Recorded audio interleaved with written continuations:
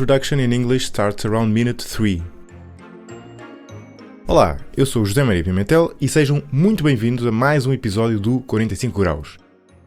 Como sabem, o pensamento crítico é um tema que me diz muito e por vários motivos. Desde logo, é uma das razões que me levaram e levam a fazer o 45 graus, porque a melhor maneira de desenvolvermos a nossa capacidade de pensar bem é expandirmos o nosso conhecimento e, sobretudo, entrar em contacto com pessoas de áreas muito diferentes e com formas de pensar muito distintas. Além disso, nos últimos anos tenho-me dedicado a investigar este tema de maneira mais direta, o que acabou por dar origem aos workshops de pensamento crítico, bem como a aulas e também a formações que tenho dado a empresas. Foi neste percurso que descobri o convidado de hoje, Tom Chatfield, um autor e filósofo que tem trabalhado sobretudo sobre os desafios do mundo digital e que escreveu vários livros dedicados ao pensamento crítico e às competências de futuro. É engraçado porque eu só descobri o livro do Tom já depois de ter criado o meu próprio programa de pensamento crítico e, curiosamente, embora ele organize os conteúdos de maneira bastante diferente, a verdade é que cobrimos praticamente os mesmos pontos essenciais. Argumentação, explicações causais, como lidar corretamente com números e informação num mundo cada vez mais dominado pela tecnologia e, claro, a importância de termos atenção à maneira como a nossa mente nos prega partidas e nos pode levar a raciocinar mal. Como vão ver, o Tom pensa muito bem e é um excelente comunicador e por isso decidi desafiá-lo para vir ao 45 graus para discutirmos estes temas que nos interessam aos dois e, suspeito, também a muitos de vocês. Como vão ver, foi uma conversa muito interessante. Como foi em inglês e para não limitar a audiência, vou mudar agora de língua, mas antes disso, momento publicitário. Este episódio, tal como o anterior, é patrocinado pela Blanky, uma marca portuguesa focada em produtos inovadores para melhorar o nosso sono. A pensar nas noites quentes que aí vêm, a Blanky acaba de lançar um novo produto, os lençóis Ice 2.0, feitos de bambu e que eles descrevem como, e cito, os lençóis mais frescos e macios de Portugal. Suaves como a seda e mais frescos do que o linho. O truque, digamos assim, está no acabamento e, sobretudo, no material, o bambu. Eu, como provavelmente vocês, também nunca tinha experimentado lençóis de bambu, mas a verdade é que é um material muito usado noutras geografias pela sua respirabilidade e pela capacidade de absorção de umidade. E isto faz com que os lençóis se mantenham frescos durante a noite, mesmo nas noites mais quentes. Para saber mais, visitem o site blanky.pt ou, para uma experiência mais tátil, passem por uma das lojas parceiras indicadas no site. Para um desconto de 15%, não acumulável, usem o cupom 45 graus, tudo junto. Sendo que qualquer compra pode ser trocada ou devolvida gratuitamente, pelo que podem comprar sem receio. E agora, de volta à introdução. Today we are diving into an enlightening conversation with Tom Chatfield, a British author and tech philosopher. Tom is the author of several books focused on improving our thinking in today's tech-dominated world, including bestsellers like Critical Thinking and How to Think. He also teaches these skills to a wide range of audiences from schools to corporate boardrooms, and he has recently designed a successful online course on critical thinking and decision-making for the Economist education. In his most recent book, Wise Animals, Tom explores our relationship with technology, examining the lessons that our ancestral past may hold for our present challenges. In this very thought-provoking conversation, we discussed Tom's advice for how to think more critically in today's complex world. We talked about strategies to combat the influence of cognitive biases in our mind, a term that many of you probably know from the work of the late Daniel Kahnemen, and the importance and also difficulty of challenging our assumptions. We also talked about how to better think collectively and the importance of creating trust in order to be able to have open conversations, and also some techniques Tom advises in order to generate deep discussions and good decision-making in all contexts. In the final part, we turned our focus to Tom's latest book, and I asked his view on two big impacts technology is currently having in our society. One of them is the change that mass interactive media is bringing to traditional democratic structures, exacerbating polarization and eroding public trust in institutions. And the other one, which is probably very close to home to those of you who have young children, is the troubling rise of what many experts refer to as the epidemic of mental illness among children and teenagers, driven by the increasing role of social media in their lives. It was a fascinating conversation, so let me leave you with Tom Chatfield.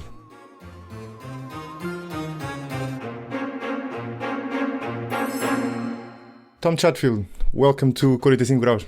Thank you very much for having me. Great to be with you. Yeah, I'm a big fan of your work. I think I knew it before finding your book on critical thinking. Then I came across your work in a course you put together for the Economist on critical thinking and future skills. And then your new book, Wise Animals, which we'll also be talking about.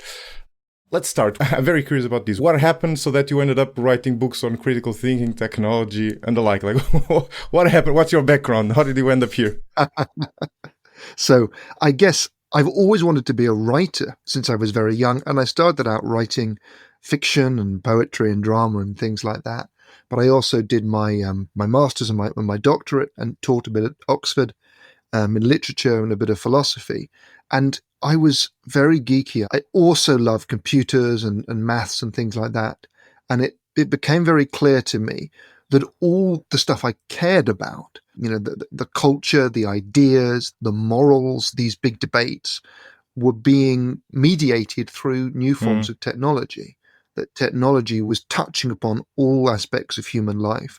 And it also, I think, became equally clear to me that a lot of the time, the way that technology is talked about and discussed is not very rich, is not very philosophically informed, is not very thoughtful, is quite shallow. So if you like, I became almost obsessed with the idea or the question, what does it mean to think about technology well? What does it mean to kind of grapple with the modern world using all the tools that philosophy and social science and literature and so on have given us? And so in my work, I wrote my first book about video games, one of my obsessions. I began to collaborate with academic publishers and social scientists. And I kind of found my way towards critical thinking as this interdisciplinary place where you write and talk about what it means to think well and rigorously and to do so together. And I guess that it struck a chord for me. I'm very passionate about it. And for me, it unlocks the digital world for people. It takes the resources we have at our fingertips today.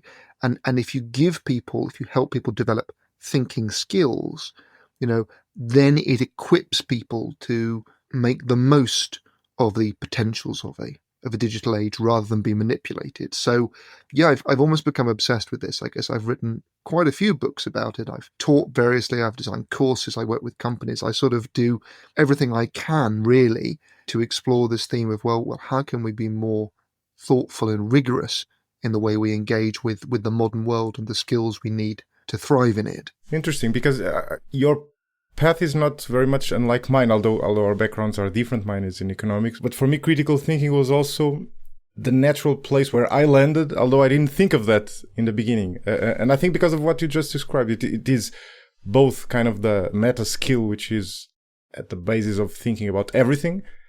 And it's increasingly important once technology gets more developed and you have an overload of information, you have AI, you have social media, you have fake news. So suddenly it was already important and it gets even more important now.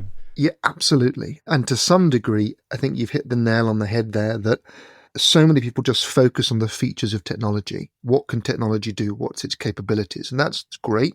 That's fascinating. But even more important is the question, well, what are the features of human minds? What are our strengths and weaknesses? And I think cognitively, we're both very brilliant and very vulnerable.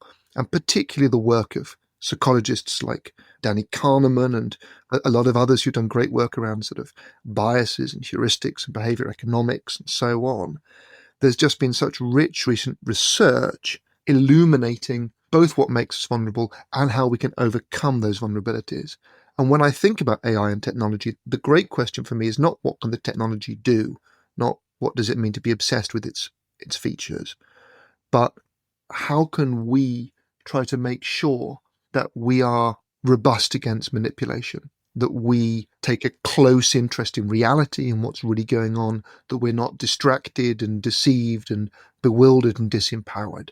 So when I write books, when I design courses, they have these two aspects. On the one hand, building up our skills through logic, through reasoning, through the scientific method, through research. But on the other hand, understanding our vulnerabilities, resisting hastiness, bias, mental shortcuts, manipulation. And it's the two things for me that go together to define critical thinking in the 21st century. Focusing on the first, I don't know if you've been asked this question, but I've thought about it quite a while. Would you define critical thinking as a soft skill or a hard skill? I think I go for soft in some ways. I like soft because it suggests to me that it's an art as much as a science, and that it's as much a kind of an attitude of mind. It's a mindset. I think it begins with humility, and what I mean by that is just the realization that individually our own minds, our own worldviews are very small and very limited, and the quest to become less deceived is something we do together, that we do incrementally. The great danger is that we move too quickly towards generalizations and false conclusions, that we overestimate our own knowledge. Kahnemen has this great saying. He says, at the root of so many errors in cognition is the idea that what you see is all there is. Yeah, I love that quote. You've got stuff at your fingertips. And so all of us, of course we do this. We know a tiny amount, and we assume that tiny amount can answer all questions.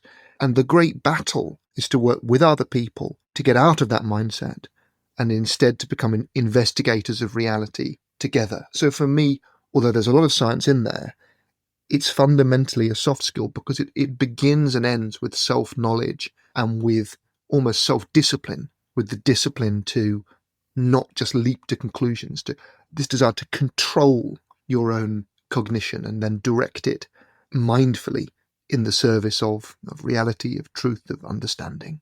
Yeah, and Kahneman and Trvsersky and other researchers who are behind these conclusions, they developed that model, which I think is widely known nowadays, of a two-way system in our brain between system 1 and system 2, in which system 1 is sort of the automatic one, the one that's based on heuristics, and the system 2 is the one hopefully we are both using now, which is that we are thinking deliberately about something and consciously. And then from system 1, we get biases, which is when it's not only automatic, but it's also our reasoning, it's also biased. I wonder what's your view on why we have these biases, because it's relatively easy to know why we have this automatic reasoning, because it's much more efficient in terms of resources. It's much faster. So it's much faster to not to have to think consciously about something that just work out automatically based on past patterns. But the biases, so these systematic deviations from rationality, for me are not that obvious. Where we get them from? That's right. And I was lucky enough, to know Danny Kahneman a little bit, and he collaborated with me on my critical thinking course just before his death, actually. And I did some little bits of kind of work with him in America, not a lot, but I was lucky enough to speak to him about this. And of course, like his work in Trvsersky's and Dan Ariely's and others, is putting a new analysis on very old ideas. And the way for me of thinking about a bias is that a bias is a misfiring heuristic. And what I mean by that is a heuristic is a rule of thumb, a mental shortcut. That's really important. When you're evolving, when you're trying to survive as an animal, you need to be able to act in a fast, efficient, appropriate way. So if you see something that looks a bit scary or threatening or dangerous, you've got to run away from it. You can't spend your time analyzing it. If something smells bad or looks unfamiliar, you want to avoid it and then ask questions later. And so it's always been the case that fast, efficient, fairly reliable actions are what keep us alive. And then slow, considered analysis is what we do afterwards to empower us to develop strategies over time collectively. And humans are supremely good at that. But of course, the conditions we live in now look nothing like the conditions we evolved in.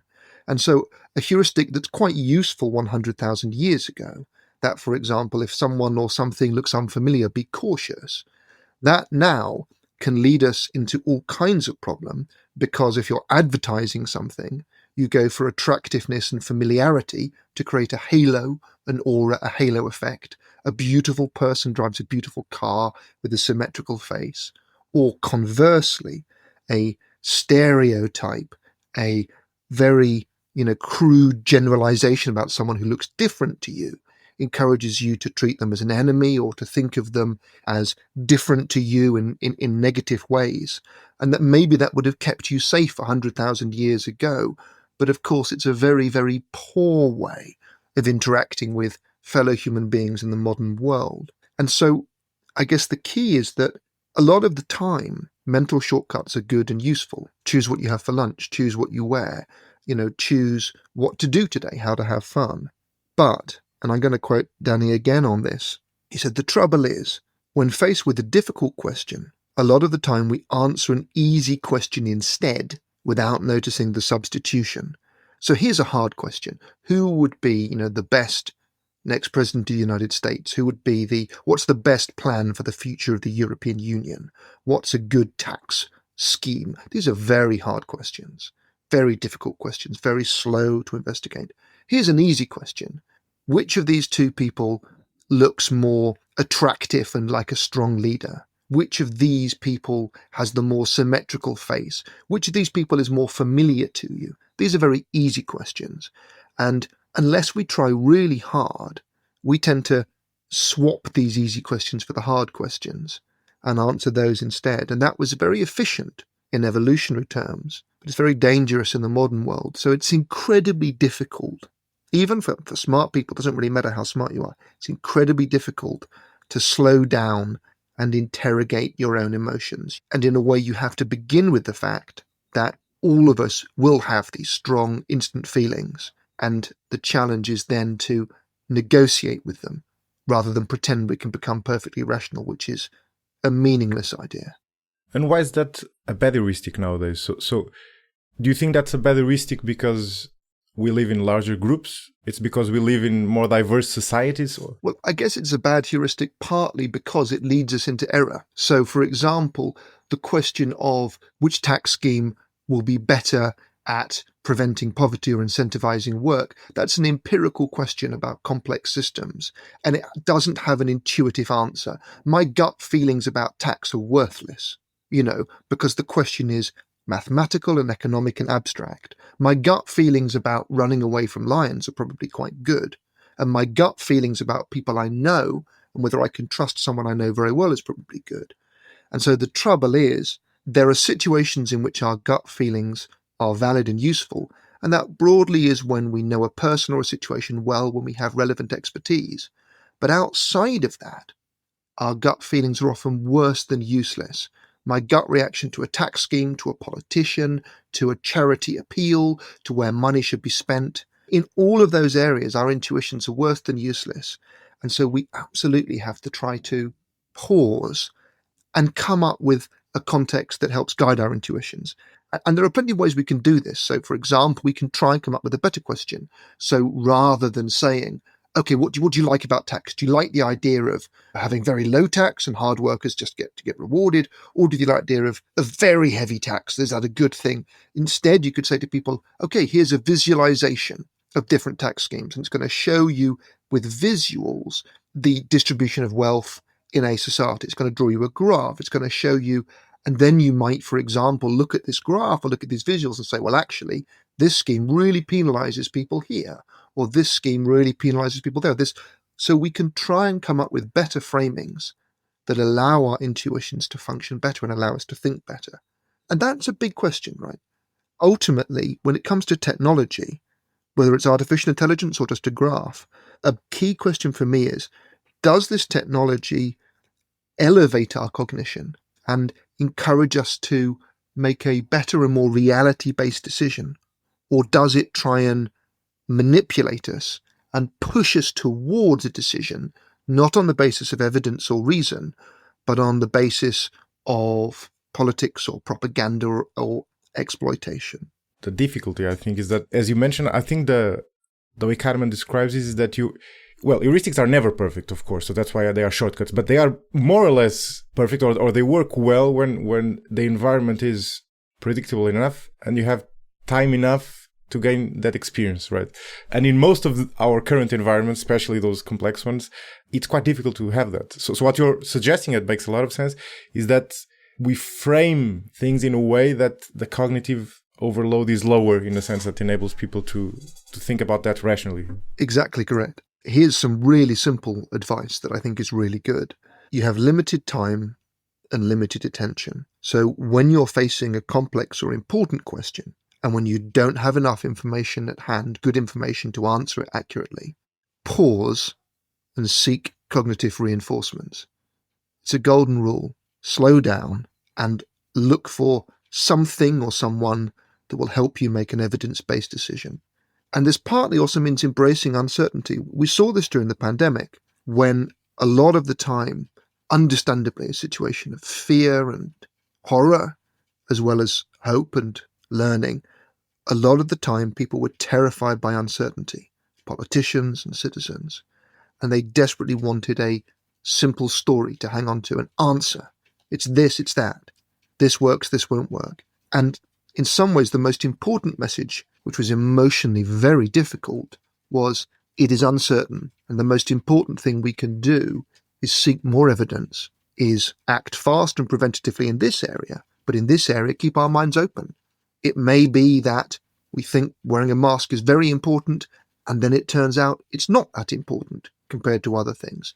It may be we think the virus spreads by contact, and then we learn it spreads through the air, and so on. It's incredibly difficult but important to keep an open mind and to follow the evidence and to try not to get sucked into turning it into an ideological or tribal battle. That's the enemy of good thinking. Suddenly, so many questions that are so important these days become matters of identity and allegiance. And that is absolute poison for critical thinking, because it causes people to judge them by tribal allegiances rather than by evidence and open-mindedness.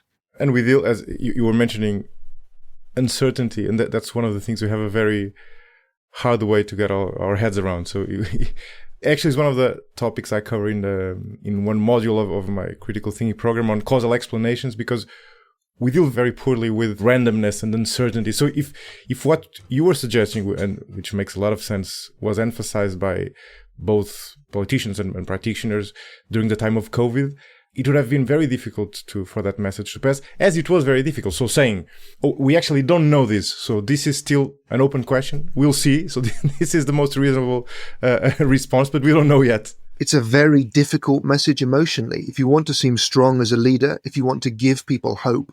So if we think about uncertainty, social media makes it really obvious just how difficult it is to communicate uncertainty effectively. If I want to go viral on, X or TikTok or whatever, saying something like, it's complicated, no clear answer, we need to seek more evidence, I'm not quite sure, that's pretty much the least viral thing I can say. Whereas saying, wow, there's this compelling evidence, there's this conspiracy, there's this story, we've got to do this, these calls to action will get a lot of attention. And so we have a very direct conflict between content and ideas that are emotionally arousing and the mindset of truth-seeking. And I think it's a huge challenge for technology and leaders today, which is to be eloquent and persuasive, but at the same time to admit to uncertainty and to change minds, to talk in a strong way about, I'm not sure. And again, in terms of advice, I think one of the most powerful and useful things that you can say in work, online, in your everyday life is, I'm not sure. What do you think? What evidence is there? What's the other side of the story? And it can be very difficult to do that because it doesn't look like strength or leadership or decisiveness, but it's really valuable. Yeah. And on social media, do you think there's a way to square that circle? Do you see someone doing that? Yeah. So, of course, interestingly, I think one of the great gifts of social media can be the trust that can exist between a person and their audience. When you see how a lot of young people use things like YouTube, you go to follow someone who's a great gamer, who's a great streamer, who's passionate about a product, who's passionate about engineering. And in these areas, actually, because people's reputation and relationship with their followers is so important, they will often say, it's really complex. Let me take you on a journey. It's fascinating how complex this is. Did you know how crazy the history of Minecraft did? Did you know how difficult it was to hand calculate how to get a rocket to the moon? Did you know that rocket science is really complicated, that building, and so on. So there's a lot of great ways that you can draw people into the story of complexity, the story of uncertainty. And I think trust is the key. In areas that people care about and trust people in, where people have got skin in the game, where the communication is about where you're accountable to your audience. You have a specific audience too, right? That's right. So if I'm an influencer writing about even fashion, and I just talk absolute nonsense, no one's going to trust me as a good advisor. If I'm writing about video games or science, my audience are not going to follow me if I turn out to be wrong. But of course, there's a lot of games online that are just played for clout, that are just played for impact, that are just where the game people is playing is not about truth, is not about understanding. It's about influence, it's about persuasion, and so on. It all comes down to storytelling, really. And for me, then this is helpful because actually we can tell really good stories that are also true if we are willing to bring an audience with us, if we have confidence that our audience are not idiots. And this is another thing, right? You can't be patronizing. If you treat people like idiots, if you have a low opinion of them, then you fail to understand why people arrive at wrong beliefs or why people disagree with you. And often, actually, there are very good reasons. So, for example, vaccination. A lot of people were distrustful of vaccination for good reasons. I think misguided reasons, but a lot of people in America and elsewhere felt that they were being lied to or patronized by the government, that the government doesn't have their best interests at heart when it comes to healthcare. That's quite true in America. I mean, in a lot of countries, people are treated with contempt. And until you understand why people are deeply distrustful of what politicians say, you can't then attempt to persuade them or take them on a journey. You can even argue with them. So if they distrust the source of information, you can't even have an argument, a discussion with them, because there's no common ground even at the basic level. That's right. And the common ground is so important. When you want to talk to someone, you're not enemies playing a zero-sum game. I mean, maybe you are sometimes in some fields, but generally speaking, starting with the idea that other people have good reasons for their beliefs that are good and compelling to them and trying to understand those reasons, that's a powerful way of building coalitions and finding, saying, look, we all want to get through this. We're not necessarily enemies. There's a common ground here. Now, we can't always do that, of course, but the ability to build coalitions with diverse views, incredibly important in politics, in government, in healthcare and society. Critical thinking is not about being a clever person who's always right. That's a very bad thing to aspire to be, because ultimately you're aspiring to be divisive and self-righteous and privileging your own cleverness over engagement with other people. I think for me, the great art is bringing as many people together as you can and is cultivating mutual respect and trying to build forms of understanding together. Yeah, and because you never know if you're right or not. And actually, it's interesting because we've gone around 3 or 4 issues in our conversation so far. So we talk about limitations of our mind. We talked about complexity and how the world is both much more complex than the world we evolved in, and it's getting much more complex nowadays with technology. And just now you mentioned trust and how it makes it much more difficult for us to find common ground. And I don't know if you felt that when you're writing your book and then putting together these programs. I think I found myself concluding that the classic critical thinking is not especially helpful. For instance, deductive arguments are completely useless in the real world. So the classic argument that all men are mortal, Socrates is a man, therefore he's mortal. This is like the classic deductive argument. This is useless in the real world because it doesn't tell you anything which is not in the raw material, so to say, right? So it doesn't tell you anything which is not in the reasons to begin with. And the real world is about our biases, is about having common ground with the others, and it's about dealing with complexity that makes it impossible to conclude anything on a deductive basis. You see, that's right. But I would put it a different way, which is that I think these tools are very valuable, but they come in after you've done a lot of work. So a deductive argument tells you what is already present in your premises. It spells it out. And that can be very useful. So, for example, if you said, I don't trust vaccines because they're unnatural. Now, you can spell out deductively certain things from that. You can say, okay, so what you're saying here is anything that's unnatural is untrustworthy. Therefore, wearing clothes is unnatural. So that's bad. or living in a house is bad. Are you saying that? Is that what you mean? Or, alternatively, if it's natural for humans to wear glasses and clothes and use antibiotics and go in airplanes, then it's probably natural for us to make vaccines too. Is that what you mean? So you can use the tools of deduction to see where your premises lead you and then investigate whether your premises are or aren't good.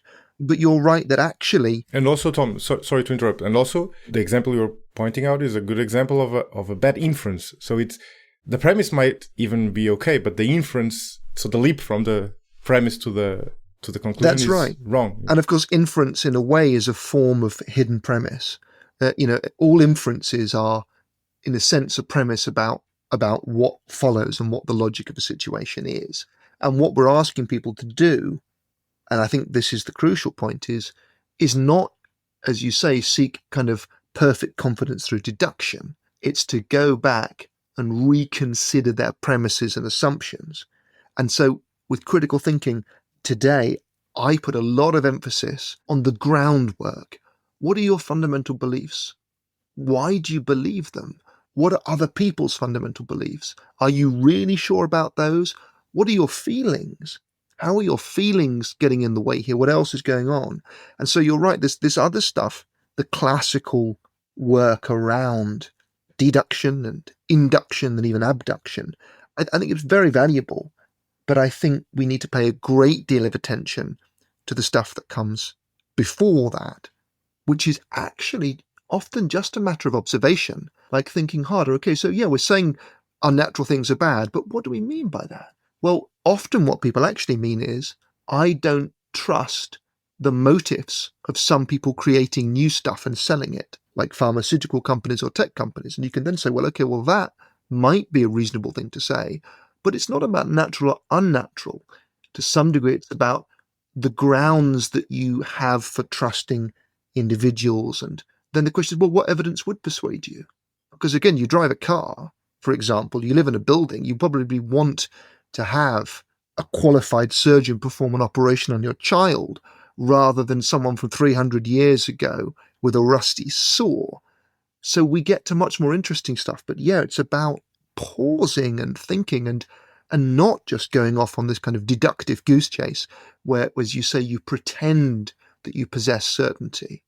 And in my experience, and I bet in yours too, asking questions works much better than going head on against the argument. But it requires some training because I think it goes against our natural instincts, which is much more to go head on and disagree. But if you start asking questions, as in the example you just gave, suddenly find out that people didn't exactly mean that, or they were not that confident in the reasons themselves, right? Exactly. And of course, in order to ask questions in good faith, you need there to be, if you like, trust in the room. So when I work with companies, with organizations, a lot of the time the question is one of kind of culture and atmosphere. Everyone says, oh, you can ask any questions you like, but often in a meeting or a boardroom, in fact, there's a lot of fear and a lot of ego. So how do you really establish that kind of trust? And there are, if you like, tricks you can do with this. One famous one is the example of a pre-mortem, which, I'm sure you and your listeners may have heard of. It's a very simple trick. It just says, let's pretend. Let's pretend that it's 2 years in the future and our big project has gone wrong. It's a disaster. And now we're all going to have a competition, a game, where we talk about why it went wrong. It's a game, but it gives you permission to talk about uncertainty and failure. You say, okay, yeah, our new product went wrong because it turned out that nobody liked it. It turned out it was too expensive. It went wrong because our competitors released a better one. It went wrong because we got sued. And so suddenly you create permission for people to challenge the narrative, to talk about assumptions. There's lots of ways of doing this. Yeah, I love that tool, the pre-mortem. And there's another one, I don't know if you've seen that in practice, which is, it's similar actually, it's the obligation to dissent. So whenever there's a meeting, you cannot leave without someone expressing an opposing opinion. Exactly right. Yeah, the devil's advocate. And that's, of course, one of the oldest philosophical exercises I'm aware of, is that of arguing both sides. It goes all, back to ancient Greece and indeed other disciplines, and India and elsewhere, and Vedic thought even, where the idea is that until you know the other side of the argument, you don't even know your side of the argument. And so you swap. You play devil's advocate. In the modern world, you might say you stress test an idea by subjecting it to critical scrutiny. It's a very powerful idea. And we see it in science all the time. In science, you start off with a null hypothesis where your starting assumption is that the thing you're investigating is false or not true. And then you have to try and prove that it's not just chance, that there is a real effect. You discipline yourself to do that. And it's such an important mentality because everybody wants to say, you can say anything you like. But actually, unless you put a framework in place that really demands that people stress test ideas and speak up, it won't happen by magic. Oh, yeah. In most cases, especially. By the way, you've probably tried one of those debate models in which you're forced to defend the opposite side. And it's a great experience in that.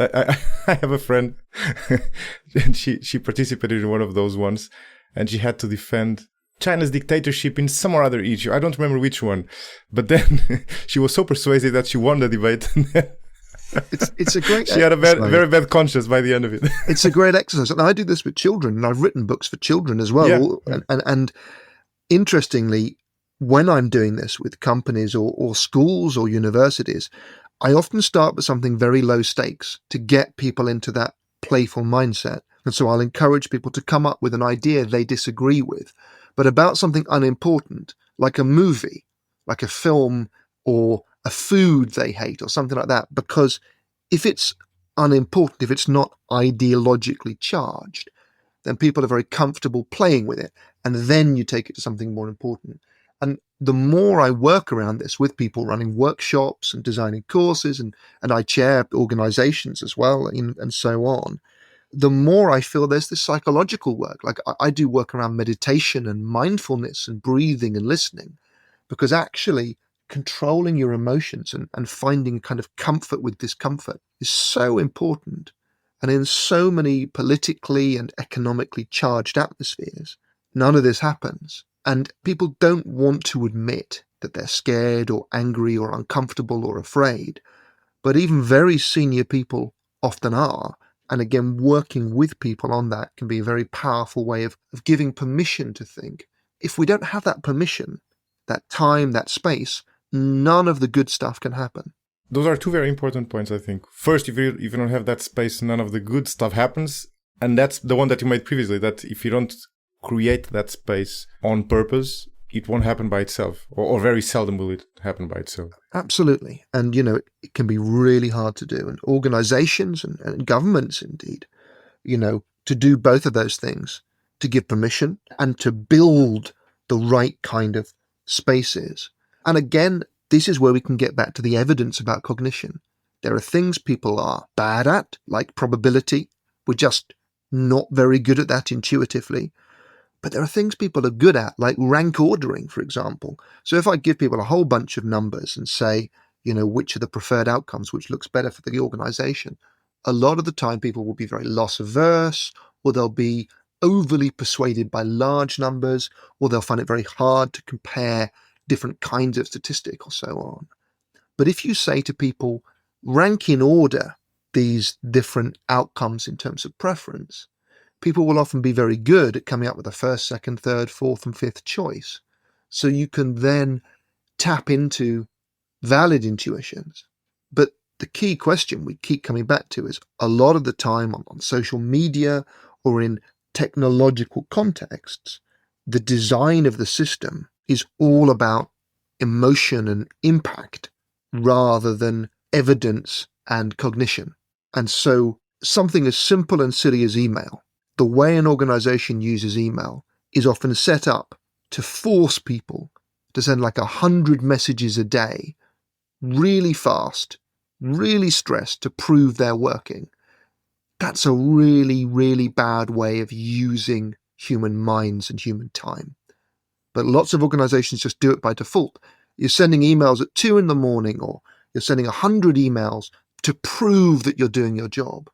That's going to get really bad results. You're going to get really bad thinking, lots of fear and anxiety. And every time you send an email, you create an email for someone else to answer.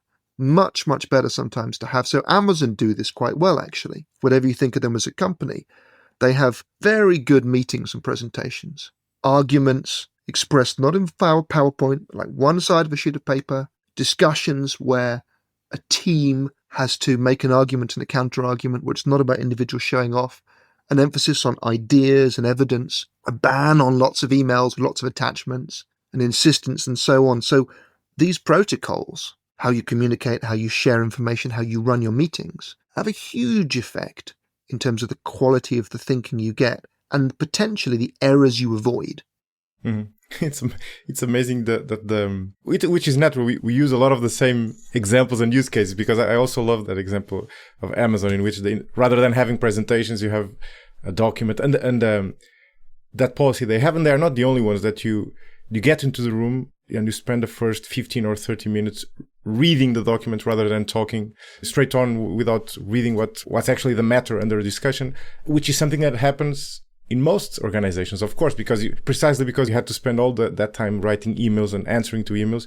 Often you didn't have time to fully read the email about which that meeting is. So you end up going to the meeting without having prepared. And that system forces you to prepare already inside the room, which I think is a great idea. That's right. And actually, I see an analogy with some schools that I visited, some religious schools, where you start the day with a couple of moments of silence.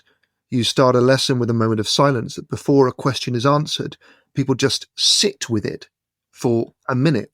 And small pauses and silences can be incredibly powerful. Just 30 seconds. Yeah. 30 seconds. So before anyone speaks, we're just going to sit with this question for 30 seconds. Even that as an intervention can be transformative sometimes. And again, it's mandatory, right? Yeah, not optional. Yeah, not optional. Again, you have to make it mandatory. Interesting. So that's one I hadn't seen before. I've borrowed it partly. I've done some work and read books by a friend called Robert Poynton, who wrote a book called Pause. And I've taught at business schools with him and so on. And he very much uses ideas like this about the power of pauses. And the point of a pause is that it's only by pausing that you can think twice. Mm-hmm. When we're thinking critically, we're thinking not once, but twice. We're having a thought, and then we're saying, hang on a second, is my thought accurate and useful and honest, or is there more I need to know? Without a pause, none of the other stuff happens. Mm-hmm. Even in conversations, even the one we're having right now, so it's often useful to pause for a few seconds to think, but it's very unnatural to us, I think. So that's why, for instance, I forget the exact name of these sounds we do, when we are talking and we are thinking about what you want to say, and I say, so Tom, and I do this. These fillers, these are meant to, so I use them, and everyone uses them kind of unconsciously to sort of fill the space, fill the area so that you don't step in. And the same thing goes for answering questions right away. So if you ask me a question and I spend 3 or 4 seconds thinking about it, I fear that either you will go on speaking or someone else, well, in this case not, but in real life, someone else will step in and talk. So we are sort of trained not to do that, but that training goes against good thinking, as you were saying. That's right. And sometimes we have to unlearn some of these habits. I think a lot of it does come back to trust and to shared values. And you can write these things down. You can have a protocol. You can just say, look, we're not going to interrupt. We're going to have a 2-second pause after someone has spoken. Or again, I chair a couple of boards. And one very simple thing I do when the question is important is A, ask everyone to read it in advance and prepare some thoughts, but B is to go round the table and ask everybody in turn to just make a contribution and everybody else to listen, just to make sure that the room isn't dominated by the most confident voice. Mm-hmm. And as you say, silences can be very unnatural and uncomfortable, but I think something almost magical can happen if you welcome silences and normalize them, which is that they can become fertile, they can become a place where people show each other respect, people think twice, people generate ideas, people embrace a different rhythm of talk that isn't just performative, that isn't just performing confidence and decisiveness. And again, it's something I try and model, I suppose, in a lot of the work I do. I don't use a PowerPoint. I don't even use, prepared notes sometimes. I just say to people, look, I want to get you thinking and talking and listening.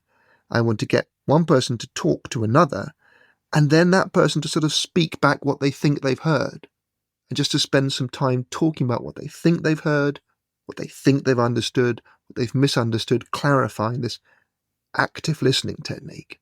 And it can be revelatory because people realize that they don't have much of this kind of listening and time and attention in their lives, and that if you deploy it selectively, it's very powerful. It's quite brave not to use PowerPoints, I find. Brave in the sense that you have nothing to hold to if you suddenly forget what you were saying. But also, so this part is obvious, but I think sometimes it creates a sense of uneasiness on the part of the audience. So if you go there without PowerPoints, people suddenly think, okay, is this guy completely sure what he's talking about? What will this be about? What is it only him talking? Some people in my experience, find it strange. Yes, that's right. And I think often what I need to do for people is tell them quite a lot in advance about what I'm going to do so that they're confident there's structure there and exercises there and content there. It's not in PowerPoint form, it's in my head. Mm-hmm. But I do say to people, and I've been giving talks and running workshops and working around this for more than 10 years now. And I've got more confident at being, I guess, authentic, or trying to be, and saying, look, I'm talking about thinking. So what I want to do is get people thinking. I want to have everybody in my audience doing some thinking, pausing for 30 seconds, having some dialogue in pairs, sharing ideas. And in some ways I have less and less content and more, because it's the doing. My goodness, there's a lot of content out there. The world doesn't need more content. The world needs more thought. But you're right that, some audiences want a PowerPoint. Some people want the comfort of that. And then it's finding ways of doing that still have a little bit of thoughtfulness in them. Contribua para a continuidade e crescimento deste projeto no site 45grauspodcast.com. Selecione a opção Apoiar para ver como contribuir, diretamente ou através do Patreon, bem como os benefícios associados a cada modalidade. You've been teaching critical thinking to, I imagine, very different audiences. So you wrote the book, and the book is, by definition, to a general audience. I mean, you don't know the specific audience or the specific people are reading the book, but it's anyone. Then you're also, as I understood, doing it at schools, and you're doing it in companies, and you put together that course with the Economist that we talked before. What is your experience taught you about the type of skills and the type of challenges that people face in these different realities? So I bet that the general public, for instance, and the corporate public have different challenges in the sense that the first is probably more concerned with societal issues, politics, social media, and the second with more concrete problems about improving decision-making, problem-solving, making meetings more efficient and whatnot. So I guess the challenges themselves will be different, right? They're very different. But interestingly, the more I do, the more I find that the same fundamental kind of exercises and experiences that work in schools with 12-year-olds also work in boardrooms with chief executives. That's quite interesting. And so some of the stuff we've talked about. So you do the same things. That's interesting. I do the same, in some ways I do the same things with different content. I get people to do active listening, to speak, to listen, to pause. I get people to argue different sides in a debate. I get people to try reframing questions in multiple ways. I get people to try and reflect upon their own assumptions. And when it connects psychologically, ironically enough, I think, for senior executives or people in very senior positions, being given permission to play these kind of games and talk about their feelings and ideas and think about thinking, it can be most powerful when it isn't just full of business jargon and when it isn't just about saying, what's the strategy for your organization? What are your challenges? What are your threats and, opportunities and so on. But in some ways, if someone brings me in, it's because they probably want something different to a kind of standard business school or course. So for me, the holy grail is almost, the fundamental insight that works for everyone. But of course, you use very different language. You use very different examples. You have to speak to someone's reality. And so when I'm dealing with teenagers, I'll often talk about social media and AI and work. When I'm dealing with organizations, I'll talk about organizational strategies and how different organizations run meetings and so on. But I think the fundamental sort of human experience and there's that eureka moment when someone does something for themselves and it opens up a slightly new way of thinking, gives them a slightly new thinking tool. And that's always the prize, no matter who the audience is. Yeah, interesting. So the topic changes, but the method stays the same. And I guess in companies, it might even be a more added value in a sense, because I feel that when you work in a corporate environment, you are working with a level of abstraction, which helps to some extent because we need concepts to think about complex things. But at some point it starts helping because you're using those concepts which are not challenged anymore. So they are kind of crystallized. Maybe no one really knows what that means, what the strategy means or the strengths means or the segment of the market or the customer or whatever. So suddenly you don't know what it means. And then you go in, I guess, and get them to paraphrase what the other said, to start questioning assumptions. And suddenly you get those eureka moments. That's exactly right. Big organizations will tend to have a lot of unexamined assumptions, and they have to. Because, you have to assume a lot. An organization is a huge kind of machine, a huge structure, and it can be a very good and a very successful machine. And that's partly, of course, the power of having an external speaker and an external perspective. It gives people, again, permission to challenge and change, or just be honest, or just listen. And I think most consultants, most people who work with different organizations will say the same thing, which is sometimes when you just talk to people at length and let them express the uncertainties and try and explain to someone else what's going on, that's when these little insights coalesce. Again, there's a very simple trick here, which I've written about and used.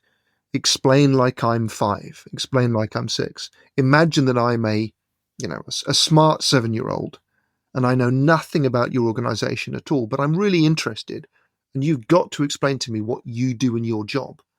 But you've got to make it work for a 7-year-old. So you can't just say, well, I'm a VP of communications and I manage a cross-platform strategy, taking about conventional and new and emerging media. You can't say that. You have to say, well, my job is to try and tell the world about what we do.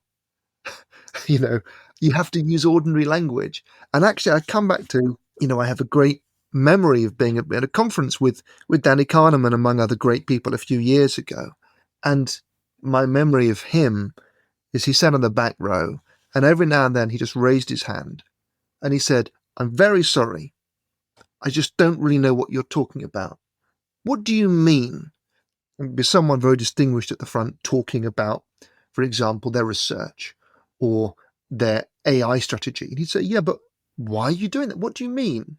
You've just said that your strategy, is to reinvent workflows by integrating AI. But what does that mean? Why do you want to do that? And of course, he had such a reputation that these questions were taken seriously. But these very simple questions are very powerful. Yeah, it reminds me, I don't know if you read about that, but it reminds me a lot of what Richard Feynman used to do. Oh, absolutely. Yeah. Right? So you get people went to his office and he suddenly started posing these very, very basic questions that almost startled the other person. But suddenly, as they went, the other person found out that there was, would usually find out that there was some gap in the reasoning, and you wouldn't get to that without those questions. Absolutely right. Feynman's a wonderful example. I think, he was someone who physicalized things as well. He would, he'd play with the ball, throw stuff around, make things. Anything that helped you see more clearly was good. He obviously made great discoveries in quantum electrodynamics and the kind of fundamental physics, but also, made some huge contributions to the biological sciences. And, around, other ideas that he took an interest in. And I think having someone ask these questions and the only agenda is trying to understand better, that's the crucial thing, right? That's critical thinking in a nutshell. Your agenda is just trying to really understand a bit better what's going on. You're not trying to look clever. You're not trying to score points. Maybe at that point in time, you're not even trying to make a profit. Down the line you are, but at that point in time, just like, what's really going on? What do we really do here? What is your job? What are you really doing? What are you really worried about? These questions are very powerful. You can't spend your whole life answering them or asking them, but to be able to have those questions in the room can be transformative for individuals and organizations. Yeah, because you'll find out that there were some assumptions that were not questioned and that were actually essential. Or always. There's a lovely... sorry, I was interrupting. Go ahead. I'm getting excited. I just had a lovely example for SpaceX, say, who put a huge amount of money and effort into trying to catch elements called fairings that were shed by their rockets. They're like covers, but very expensive covers that that would drop down when the rocket went up and they would fall into the ocean and be wasted. And they're costing like $1 million a pop. So you're wasting millions of dollars every time you fly a rocket, even though you're reusing the main units of it. And they had these genius ideas about like massive robot boats with nets and things like that to try and catch these fairings and reuse them. But the rate was really low. It was really difficult and in bad weather and so on. And then they took a few steps back and said, well, hang on a second. What are we doing here? We want to reuse these things and not waste them. It will save us millions. So we're trying to catch them in massive robot nets. But that's crazy. That's not working. What if we just spent a bit more money and made them waterproof? What if we just made it so that these things drop into the ocean and rather than be lost and get spoiled, they just float, the key components are protected, and we scoop them up. And they did that. And suddenly they've got basically 100% reuse rate because they just took a step back and said, what are we trying to do here? We're not trying to build a robot space component catcher.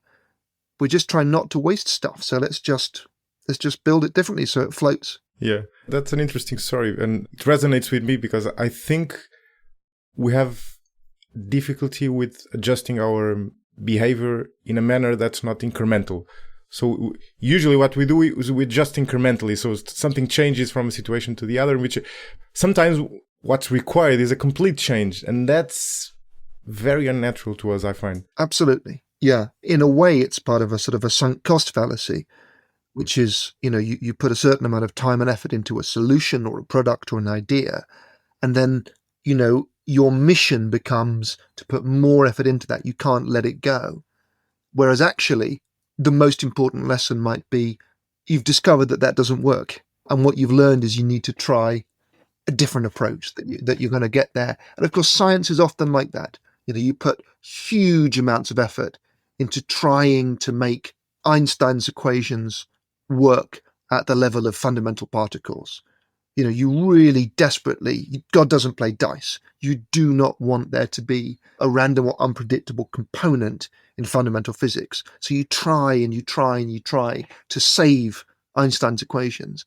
And then eventually you have to admit experimentally that you take a few steps back and, uncertainty is there in the fabric of the universe. You have to embrace the uncertainty. You can't get rid of it. It seems to be fundamental. You have to change your whole notion of what is fundamental. And there's lots of wonderful writing about paradigm shifts in ideas. And I guess the essence of that, Thomas Kuhn and others wrote about the fact that you have incremental discoveries, as you say, that update a model.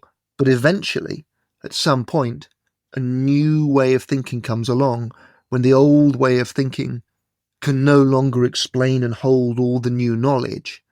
Suddenly, a whole new paradigm, a whole new way of thinking emerges because you need that paradigm shift to deal with all the new things you've learned about the world. Yeah, and it gets unsustainable to keep using the old model. That's right. Basically, yeah. But the old model is still good for some things. We still use Newton's equations on a large scale. We still use Einstein's equations, but we also need, Feynman and Bohr and Schrödinger's and others' equations to do different things. You don't just throw away the old, but we find new things and new ways alongside it. I'm curious about the dynamics you do both with the general public and in schools and in companies. how large a number can you have in those meetings in the room? So, or to ask in another way, what's the ideal number of people for that to work well? Because I'm asking this because I find that if the audience is too large, and by too large I mean over 10 people, it starts getting difficult to have a single conversation, which is organized at the same time. For me, I guess, again, I almost reframe it. I see it the other way around. How can I have something that's valuable for any number of people? So I love working with groups of, kind of 10 or 20 people, but I also do, kind of classes and master classes in person for people like 200, 300 people, where I'll get people organized in groups and get them doing exercises and kind of trust them with it. And then, online or events wise, I've done talks for thousands of people, or even broadcasts, for the audiences of millions of people eventually. And the key for me is asking, well, how can you give a meaningful experience to this number of people? What's the thing you need to do? And I guess I probably fail quite often. It's harder with more people, but very broadly, I try to find a way to kind of trust people with ideas, to give them something and then trust them to make something of it. So with a very large number of people, you just have a pause, you have a silence. You just say, look, I want you to take 10 seconds right now to think about this, to reflect upon this point. I want you to go away and do this. I'm going to tell you this story. There's smaller numbers of people, but still hundreds. You can say, I'm going to split you into groups, and I want you to talk to each other about this. Yeah, they do it themselves. Do it themselves. But you're right that ultimately, with a couple of dozen people, you can do something a little more magical, and you can kind of have a room and have people really in the moment talking to each other and working together and all hearing each other. And that isn't possible with larger numbers of people. Although, interestingly, when I do things online, I find group chat can be very powerful, because actually people can't hear many voices at the same time. It just becomes a shouting match. But with a group chat, you can say to people, okay, we're going to reframe this question. We're going to come up with as many different ways as we can of defining a word like fairness or efficiency, these words that seem so simple, but that actually turn out to have 30 or 40 or 50 different meanings. And not the same to everyone. Not the same to everyone. You say to an organization, okay, so here's your core values. You're an organization and you're all about delivering value for customers. So each of you is now going to write down in the group chat what you think that means in a sentence. And you're going to get 60 different sentences. And some of those sentences are going to be contradictory. And this thing that people thought we're all about making, helping our clients be more efficient. So we're all going to write down what we think the word efficient means. And lo and behold, it means 50 different things. Yeah. But what I find strange and a bit annoying there is that I think vagueness in the corporate world has some appeal. So if you deliver a talk talking about excellence or greatness or whatever other vague word we can think of, if you do it with the right rhetoric, so if you do it with right enthusiasm and with a good delivery, it often persuades people more than something which explains better and in concrete terms a concept. In other words, it seems that vagueness works towards persuasion in the rhetorical sense. I think that's right. Vagueness is very safe because you can't, if I said, my vision for this company is to be bold and to be brave and to be beautiful, what does that mean? You can't call me on that. If I said... And who can disagree with that? No one, right? If I said my vision for this company is to deliver a minimum of a 15% increase in turnover and profits and to be employing 25% more people and to be shipping 10% more product, very obviously, you can call me on that. Also, if you're vague, people are free to project their own ideas onto it. I think our friend Feynman is very useful here, particularly his work in education. He worked on an education board, and to the horror of everybody in the education board, he read all the textbooks. Yeah, and that story. And he made a lovely distinction between clarity and false precision. Clarity is being clear about what you mean. Clarity is saying in a school textbook, when the car drives along the road, the surface of the road scrapes off little bits of rubber from the wheel, and very gradually the rubber of the wheel gets scraped away by the road and the energy of driving, so you have to replace it with a new wheel. And that's clear. You're explaining to some kids about the ideas underlying friction. Whereas false precision is saying, over time, friction causes the erosion of wheel rubber. that sounds really scientific, but it doesn't explain anything. It just sounds good. And Feynman made the point that clarity is really important, but that doesn't mean trying to be hyper-precise. Again, to be clear is to say, I want to see our organization growing year on year by more than our competitors. That's nice and clear. Whereas perhaps false precision is saying, I want to see a minimum uplift of 2.2% above base rate on a quarterly basis or something like that. When talking about the future in terms like that is meaningless because the error margins in measurement and so on. So it's clear, and sorry to interrupt, but I think Feynman's point had a lot to do with clarity being associated with being concrete. So talking about concrete stuff, whereas that false precision usually employs concepts which might not be vague, but are not necessarily known by your interlocutor, so like by the other person. Right. Exactly right. There's these sort of two dangers, really, that you're hyper-precise in a meaningless way, or that you're vague and obscure. And as you say, true clarity is somewhere in the middle. True clarity is explaining in kind of simple, concrete language what you're actually talking about. And the values of organizations is a classic area for kind of vagueness and hand-waving, because they're sort of designed to make people feel good and be vaguely nice, and that's very safe. People can project onto it. It makes people feel warm inside. But actually, I think it can be very, very undemanding in the worst sense, because, we come back to the idea of science that, a theory or an idea which can't be tested or disproved isn't worth very much. If it explains everything, it explains nothing. If I have a statement with which no one would disagree, it's probably not worth saying. I want our organization to be inclusive and bold. Well, who doesn't? Does anyone want their organization to be timid and uninclusive? Probably not. I want my organization to be a leader in its field. Well, again, do I want my organization to be a follower in its field? So, and that simple trick of saying, well, is the opposite of this statement even vaguely credible? Is this actually anything at all? But of course, it can be quite dangerous to say this. A lot of people just want a bit of vague, feel-good noise. Yeah, you want a round. I don't know if this expression exists in English. Like, you want round talk, like in the sense of not having angles or edges. So it's not very different from politics. It's not exactly the same, but you get, whenever you're talking to a broad audience which is diverse, you end up, I think, having to use that vague speech. Yeah, it's a real danger, and it's a strategy. I do think that the greatest examples of rhetoric, which obviously are rare, combine inspiration and persuasion with real kind of rational content. If we think back to Martin Luther King's speeches and things like that, visionary rhetoric, but also specific, painfully specific, concrete, rooted imagery and ideas and asks. That's a very good point. And also, in a sense, his speech, to take that example, does what we've been talking about, which is question some assumptions which are vague or imperfect or unrealistic. So it has clearly that rational part, and then on top of it, obviously has that amazing rhetoric. So you have the two components working with each other. That's right, and I think we're not always going to get that. We're talking about one of the greatest orators in modern history.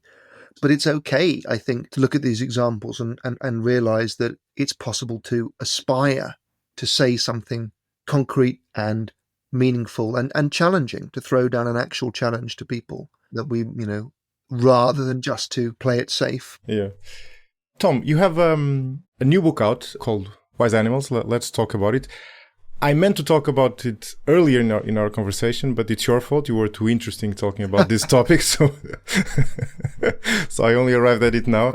Well, it's better that I ask you to pitch the book. You'll do it better than me. Well, it's a book I loved writing because, in a way, it's just about a lot of things that fascinate me.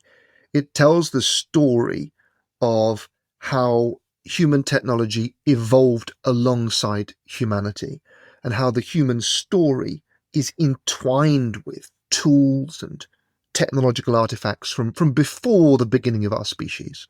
with how fire and flint tools, and then much later language, and then much later literacy, and so on. These are not just sort of optional extras. These are absolutely entwined with our humanity. And the key lesson for me could be really summed up by the idea that there's no such thing as a neutral tool, that the technologies we collectively make and use and develop have all kinds of biases and potentials and properties that push us towards certain kinds of action and understanding that shape who we are and how we understand the world. And so when it comes to things like artificial intelligence and autonomous systems and indeed social media, we need to ask ethical and imaginative questions about what we want from these systems. We need to ask what it means to build systems that serve the best in us, that elevate our decision making, speaks to the themes we've been talking about so far. Yeah. Mm-hmm. And the message for me is that technology doesn't determine our fate, that collectively, over time, we have control. We get to shape and choose between different possible futures. We get to build technologies that serve different ideas and purposes. So what does it mean for technology to serve rather than subvert democracy? What does it mean to build systems that help us make better and more informed decisions rather than trapping us in intense emotions and delusions? What does it mean to build infrastructure and cities that are beautiful, that are livable, that are compatible with the health of our planet rather than destructive of it? So in a funny way, it's a bit of a crazy book. It's a very personal book, but it's a book about technological humanism and what it means to talk about technology richly in terms of emotion and cognition and philosophy and aesthetics, as well as just engineering. Yeah. And I'm very curious to hear your opinion on these topics, because you, like me, you've not only thought about these topics, but also done the research on the history of our relationship to technology. And you have this interesting expression that we co-evolved with technology, which I think is quite beautiful, especially in that broad sense in which you interpret the meaning of technology. There we go again about concepts, right? So that's a concept in which you the meaning you give to it includes also the early tools we've used and even language. That would be enough for a whole conversation, or even more than one, so we don't have time for it. But I'm curious to know your view on two big topics and two big challenges I think we have nowadays. One is the challenge digital media and social media brings to democracy, with tribalism that you mentioned earlier on, populism, polarization, and so on. And the other one has to do with social media and children, and specifically advice for parents like us. We have to deal with children growing up in this age. But let's start with the first, which is a topic I'm very curious about. I even wrote a book which is partially about this, about the impact of fake news, populism, tribalism, and how to deal with it. And to be honest, I don't know the answer. So I know that it's clearly a challenge that democracy is facing. So the old model of democracy was not prepared for the world of social media. So that's clear.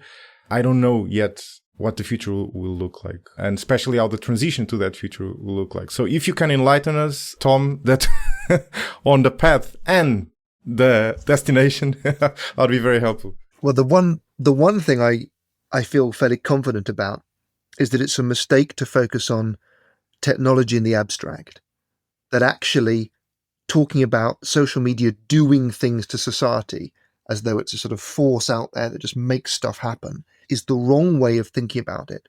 We need to see how any technology is embedded in a particular society. So technology, like social media, is obviously where people can be polarized, can find like voices, can be deceived, can be manipulated. It can be used by populists. It can be used as part of vast stretches of surveillance. It can also be used for great good and education and so on. But all of these things are embedded in particular societies in particular ways. And when we talk to people about this, we find again and again that not that many people just have their minds changed by social media. It's more that the things that they already want to believe or fear or encourage to believe, they then seek out in social media, and it maybe amplifies these. So I think, you need to talk about it in the context of people's jobs, people's, security of earning, the levels of equality and exclusion within a society, its education and so on. And to some degree, you also need to talk about the regulation of technology companies and, the ways in which monopolies are or aren't allowed to exist, and the ways in which certain public goods and assets are or aren't exploited or undermined. So ultimately, and this is a bit of a non-answer, it becomes a question of sort of governance and what a society believes itself to be and what it prioritizes and the ways in which it regulates and the ways in which social media, ultimately, I think, social media can be most useful when it highlights deep sources of discontent and division and exclusion. We look across Europe, we see the rise of the far right, of xenophobia and isolationism. We see a lot of fear about the future. We see a lot of despondency. We see a lot of disinformation and misinformation. But of course, for me, I actually think it's a mistake to empower governments to legislate for what is or isn't true. That seems to me to be very dangerous. It seems to me a tool that would probably backfire, that is in itself tending towards the totalitarian. What does it instead mean to reinforce structures of scrutiny, to reinforce tolerance on a societal level, to have an education system, to have social safety nets, to have systems of justice that address the concerns underlying these fears? If people worry about their jobs and their incomes and their future and their planet and their society, they're telling a government something very important. But you can't fight that battle in the realm of social media. It's very easy to scapegoat it. And I think, actually, I almost end up thinking that the excessive focus on technology is a red herring, is a distraction from the deeper issues. So this is often my answer when it comes to technology, that we have to be a little suspicious of the idea that the technology in itself can either fix things or make them worse and make them terrible. Interesting. I have a different view there, I'd say, because of course we don't have the counterfactual here, so we don't have the parallel universe in which social media was not invented. But I find the changes that we have had in society and democracy so big that I don't find any other cause than the impact of social media. And when I say social media, I'm including also other platforms of internet, and I'm including WhatsApp and so on. Of course, again, I don't have the counterfactual, so I cannot prove this.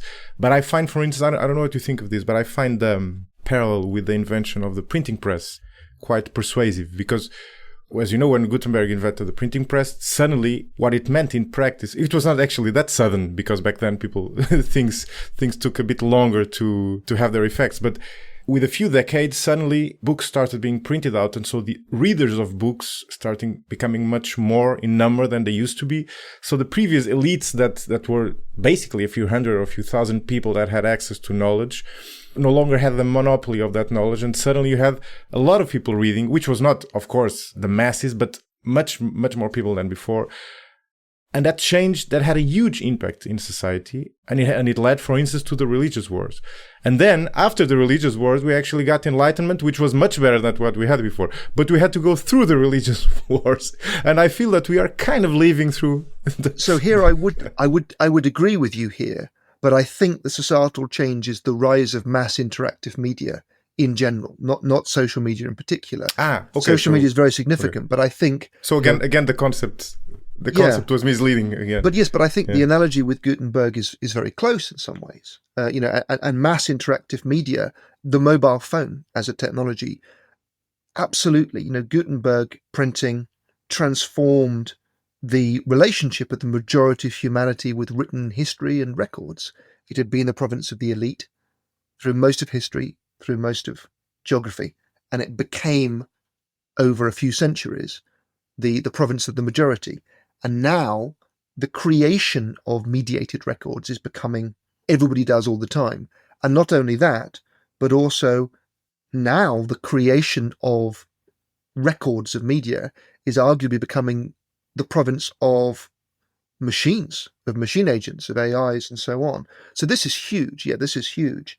I just don't want to focus too much on social media in particular, but it's an immense revolution and I don't think we can fully understand it I do think that social media can point us towards some of the dangers, of course, which is about the spread of emotionally impactful information at the expense of truth, of tribalism, the undermining of common bodies of knowledge and understanding, the empowerment of dictators and manipulators and surveillors of all stripes. So yes, these are huge social trends.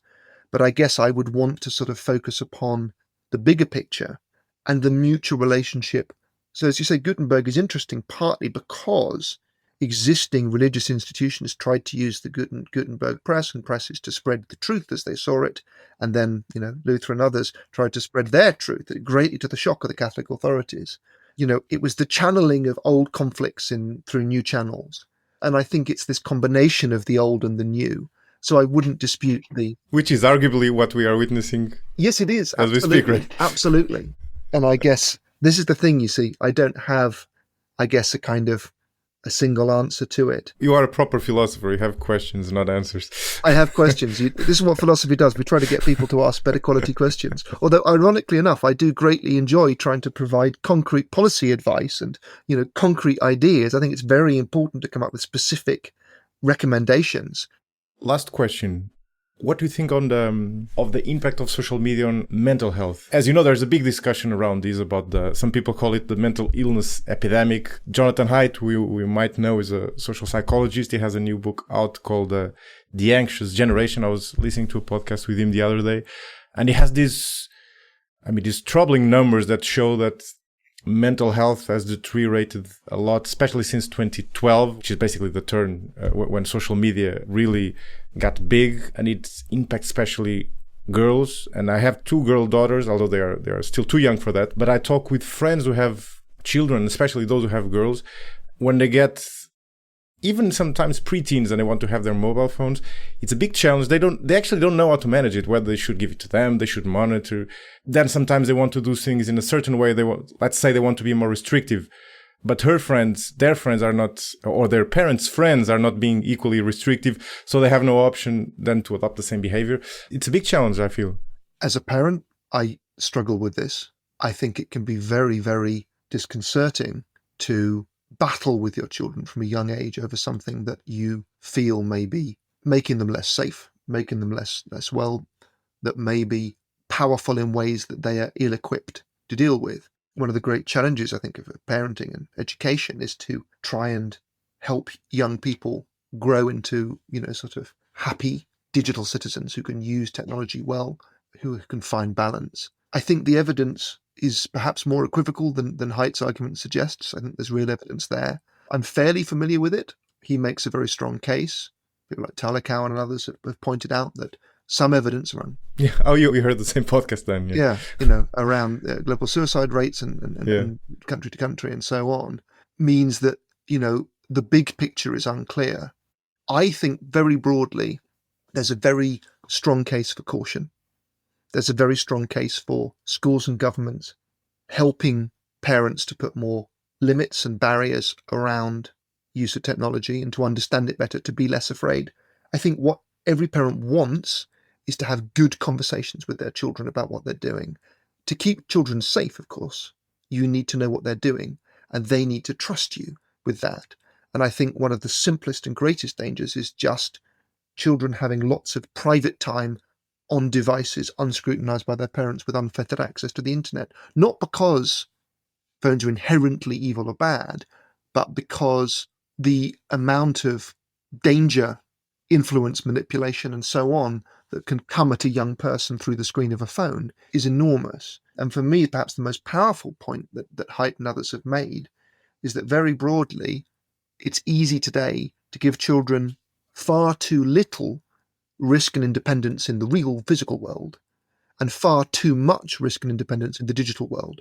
This balance is wildly out of kilter, that children should be spending more time, exploring on their own, physically taking some risks, doing stuff in the world, in their towns, in their neighborhoods, and should be spending much less time going into risky, unsupervised areas of the internet and being left alone for hours, with unfettered access. But how do you do that in practice? Because exactly, I haven't reached that phase yet, but is there a way in which you can give like partial autonomy or partial privacy to kids? Because if we look at the time in which we both grew up, obviously there was much less that we could do with the internet, but we had full privacy. At least I had full privacy in practice. I could do whatever I wanted, in some part because my parents didn't exactly understand at that point how computers and internet worked. But nowadays, as I see it, you can either give kids a mobile phone, or give them a mobile phone and see what they are doing, or give them a mobile phone and not see what they are doing. So